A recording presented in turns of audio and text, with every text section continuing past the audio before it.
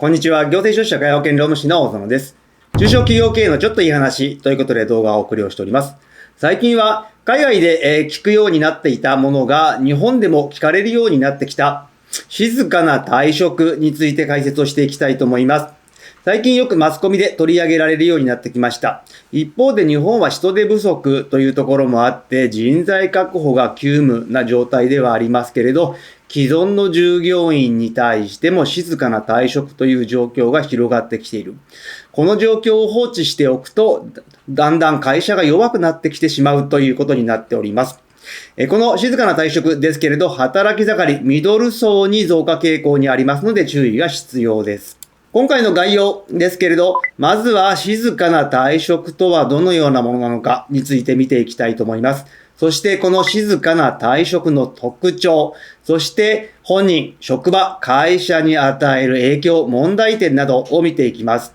その上で静かな退職、どのように把握をしたらいいか、未然に防いだらいいか、把握と対処について解説をして、では自社でこのような静かな退職が発生をしている場合、どのように対処したらいいかというチェックポイントについて解説をしていきたいと思います。まずは静かな退職とはどのような状況なのかですけれど、こちらは実際に会社を辞めるわけではなく、心の中、気持ちで会社と距離を置いて定時退社や必要最低限の業務しか行わない働き方と言われております。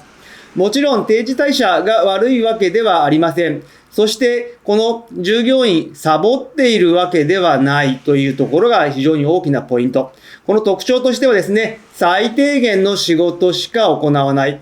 そして熱意が低下をしている。昇進意欲が薄い。そして受動的な勤務ということで、指示されたことだけは遂行しているという状況になっております。では、なぜこのような静かな退職と呼ばれる状況が広がってきたのか、その背景について見ていきたいと思いますが、まずはですね、就業環境の変化が挙げられます。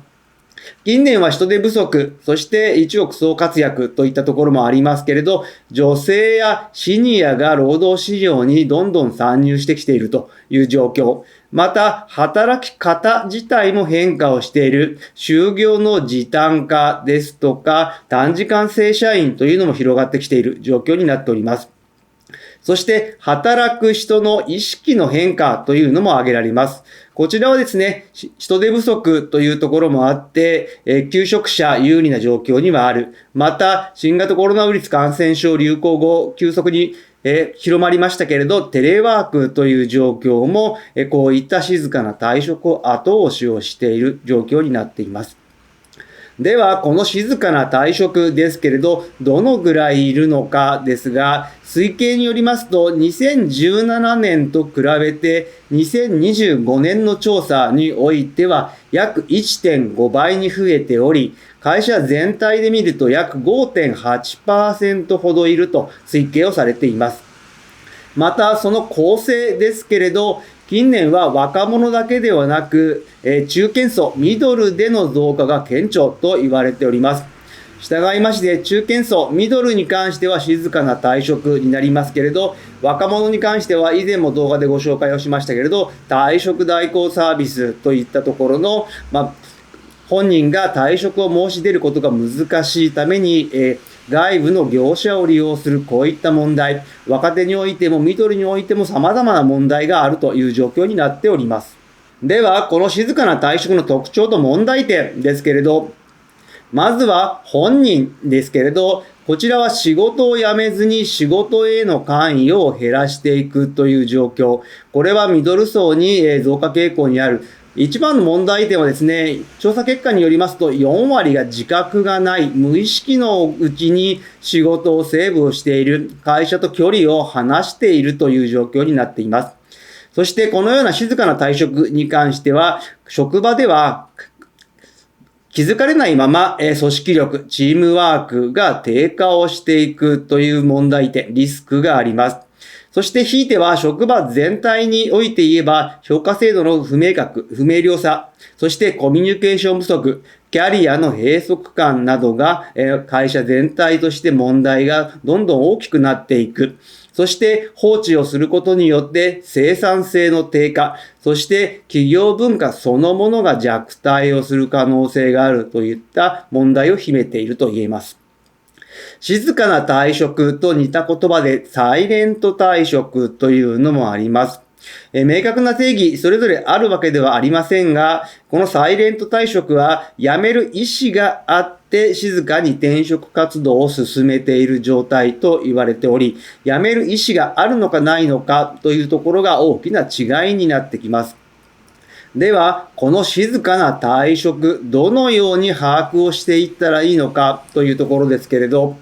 兆候の把握と対処です。まず兆候の把握に関しては大きく2つの方法があると考えられています。まずは行動で捉える。そしてもう一つが数値で捉えるという状況です。